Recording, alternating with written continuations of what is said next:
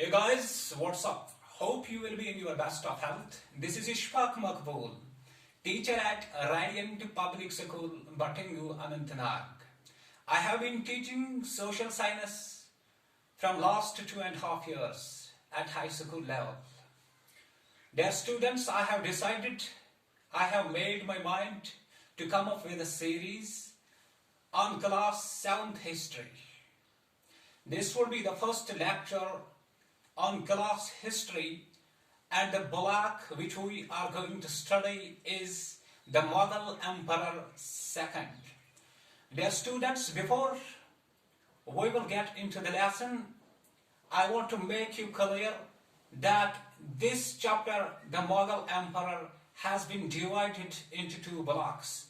The first block was about the Mughal Emperor first, in which we have studied with arm's length at school. Dear students, you are taught how Zahiruddin Muhammad Babur, the founder of the great Mughal Emperor, laid its foundation in 1526, in which Ibrahim Lodi was defeated in the historical battle at Panipat in 1526. After the death of Zahiruddin Muhammad Babur, he was succeeded by his son Nasiruddin Muhammad Humayun. Dear students, after his death, Nasiruddin Muhammad Humayun was succeeded by his son Jalaluddin Muhammad Akbar. Dear students, you are well aware that Akbar is known as Akbar the Great in the historical writings, in the historical pages, in the historical chronicles, because of his well-ablated policies, because of his secular nature, because of his best administration, because it was during Akbar's reign that Mughal Emperor reached to its zenith, or we can say to a greater extent. Dear students, as far as Akbar was concerned, you already know, as we have studied in our previous lectures at school, Akbar laid the foundation of a new religion which was known as Deen Ilahi. As far as this religion Deen Ilahi is concerned, actually it was a mixture, or we can say conglomeration of ideas borrowed from different religions. Dear students, to paraphrase it or to put it in simple, Deen Ilahi was a religion founded by Zahiruddin Muhammad Akbar, who borrowed the principles from different religions and later encoded them into Deen Ilahi. So students, this is what we have studied at school in our previous classes, and today we are going to discuss with a new block, and its name is the Mughal Emperor II. Dear students, as far as the Mughal Emperor II is concerned, we are going to study about Jahangir, who is known in the historical writings as Nuruddin Muhammad Jahangir. Dear students, first of all, we will try to understand about the biography of this Mughal Emperor Jahangir. Jahangir was the son of the great Mughal Emperor Akbar. Jahangir became the ruler of the Mughal Emperor after the death of his father Jalaluddin Muhammad Akbar.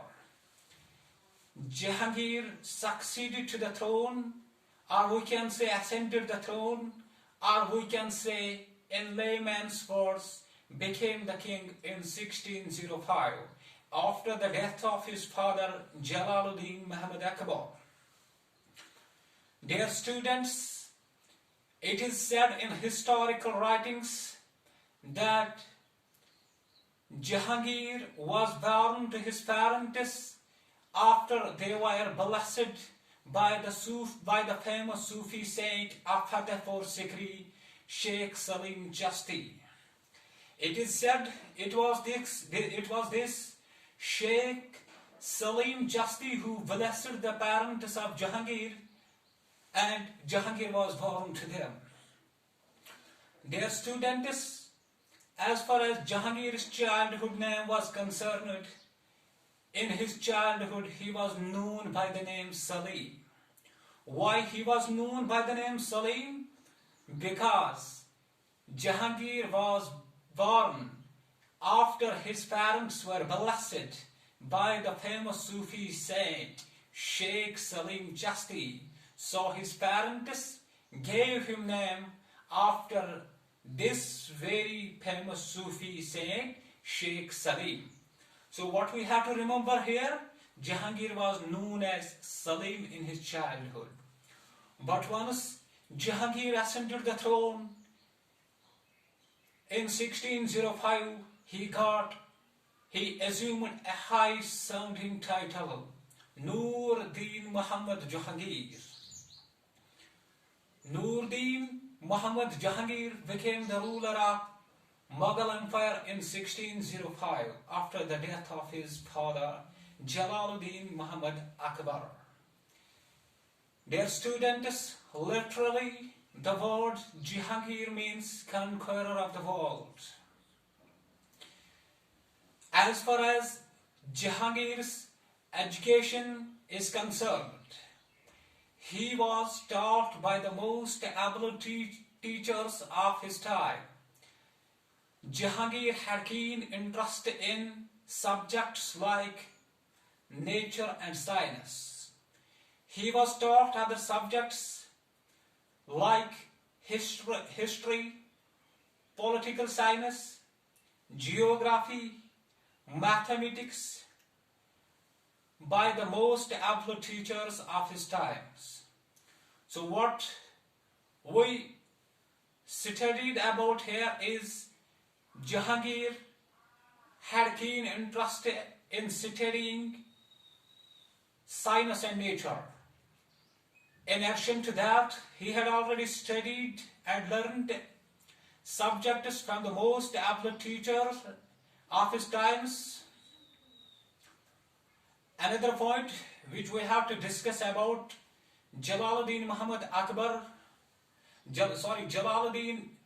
Nur-Din Muhammad Jahangir was an excellent writer and a great calligraphist. When we say Jahangir was an excellent writer, it simply means he had keen interest in writing and he was fond of writing also. Why Jahangir is considered as an excellent writer? Because he has written a beautiful autobiography known as Tuzki Jahangiri. As far as this book Tuzki Jahangiri, which was written by Jahangir during his lifetime, is concerned, this book provides us information about the topography, geography, rivers, flora and fauna, administrative policies, wars and conquests of Jahangir and his times. Dear students, Jahangir was also a good calligraphist, as he was fond of making designs on walls. He was fond of making paintings, and obviously he had carved out, or we can say made beautiful miniature paintings during his reign. Dear students, another point which we have to study here, it is said that Jalaluddin Muhammad Akbar had two capitals. The second capital he chose was Fatehpur Sikri. Why Akbar chose Fatehpur Sikri as his second capital? It is said that it was to give honor, reverence, or we can say respect to the famous Sufi saint Sheikh Salim Chasti, who was a native of Fatehpur Sikri.